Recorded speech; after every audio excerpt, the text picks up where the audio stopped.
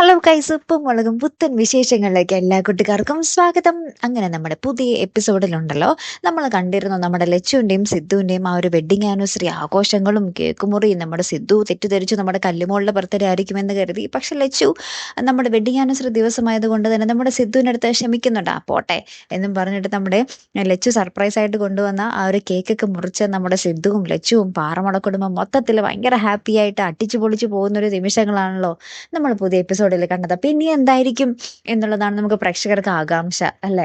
അപ്പൊ കുറെ പേര് പറയുന്നുണ്ട് ലച്ചു വീണ്ടും അമ്മയായിക്കോളാം, കുറെ പേര് പറയുന്നുണ്ട് ഓ ഉള്ളതിനെ തന്നെ മര്യാദക്ക് നോക്കുന്നില്ല, അതുകൊണ്ട് ഇനി അതൊന്നും വേണ്ട എന്നും പറയുന്നുണ്ട്. പക്ഷേ അടുത്തൊരു വിശേഷം എന്ന് പറയുന്നത് ലച്ചുവിന് വിശേഷം ഉണ്ടാകുന്നത് ലച്ചു അമ്മയാകാൻ പോകുന്ന കാര്യങ്ങൾ തന്നെയാണ് നമ്മുടെ ഉപ്പുമുളകില് സംഭവിക്കാൻ പോകുന്നത്. സിദ്ധു ലീവ് തീർന്ന് പോകുന്നതിന് മുമ്പ് നമ്മുടെ ലച്ചു എന്തായാലും പ്രഗ്നന്റ് ആയിരിക്കും. അങ്ങനെ തന്നെ എന്താ പറയാ, നമ്മുടെ സിദ്ധു ഭയങ്കര സങ്കടപ്പെട്ടൊക്കെയാണ് തിരിച്ചു പോകുന്നത്.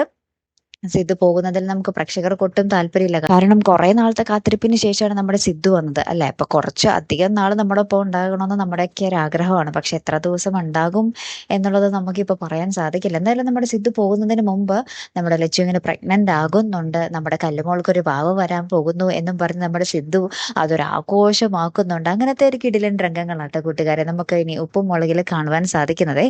കാത്തിരുന്ന് തന്നെ കാണാട്ടോ. അപ്പൊ അടുത്തൊരു വീഡിയോയുമായി വരുന്നത് വരയ്ക്കും ഗുഡ് ബൈ.